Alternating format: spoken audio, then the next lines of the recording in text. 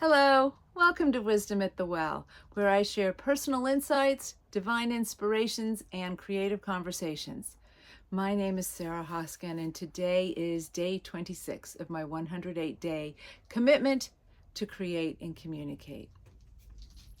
Today, I would love to share a story with you from an experience I had this morning. I have hurt my foot and can't really walk right now, but I'm also taking care of a little dog. So I knew we had to go out. So I combined an errand with a walk. And as I was dropping off my item to my friend's house, my friend Jane walked out with her dog Friday. And it was just an unexpected meeting of her, and we ended up walking around her field. Now, the reason I want to share about my experience with Jane today is that I first met Jane probably within the first month or so of my living here. Rupert, my black lab, was still alive, and it was like a winter night, so it was maybe 4 o'clock and almost dark, and we were both out walking our dogs. Her dog's name is Friday, and it turns out that every dog she's had is named Friday. She goes, because that way I don't have to think about its name, and I just call my dog Friday. I just think that's kind of funny. So today I'm walking through the field toward her house to do an errand with another friend. That's irrelevant. But as we ran into each other, we ended up going for a walk together around the field at her house. Now, in the past, I would have been like, yeah, but I've got so much time and I've got to get back for a call and I've got to walk. Like, I've got to go for a walk. And, oh, I don't know if this is going to work. But with not being able to walk right now and kind of limp along and be very tender with my foot, I just slowed down, dropped into, and received the experience. So Jane and I slowly walked around her fields, and we walked up and over a stile up the field, up and over another little stone stile. And she goes, oh, and take a left, and then we're going to take a right, and we're going to go to the bed. Okay, we're going to go to the bed. So sure enough, tucked away up on the field was a double-sized bed with a plastic-covered mattress and 2 plastic pillows. And she said, okay, so we're going to lie down here. So we got on the bed and we faced east toward St. Michael's Mount, Penzance, and Mounts Bay.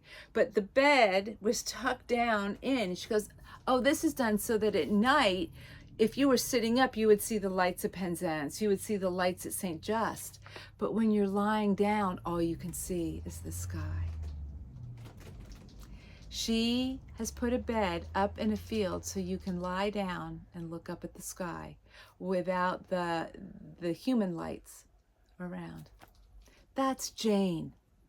That's Jane. And I love that about her. I was over there, several months ago, and she invited me to walk around her property with her. So she's got this extraordinary property that on the side of the house is this green serpent painted on what would be, I guess, the south and north ends of the house.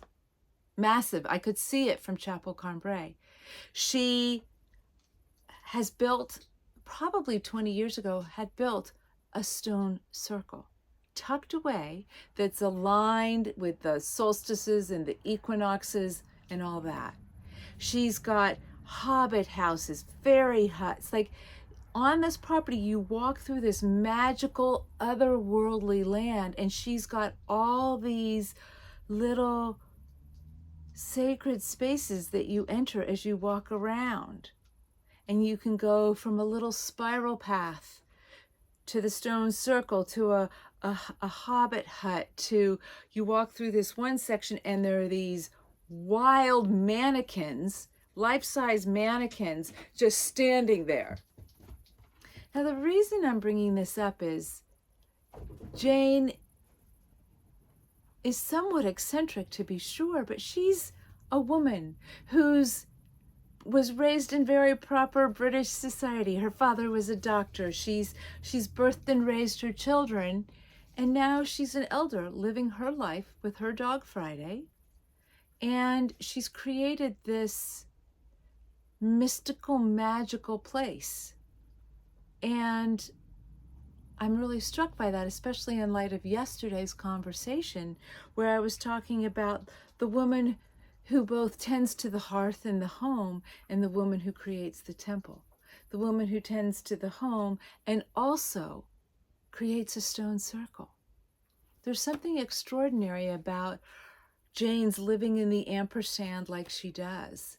And I wanted to share this with you because I just happened to see her today. It wasn't part of the plan, and there she was, and we got to have a really wonderful conversation as we slowly walked through the fields and as we lay down on the bed, looking at the expanse of this beautiful Western Cornwall countryside. So what grand and glorious adventure am I going to have today? And this was my adventure today. And the other thing that happened somewhat miraculously is I was driving home and somebody had put all this stuff out, for giveaway. And I have been asking for a pair of tongs for my grill. There was a pair of tongs.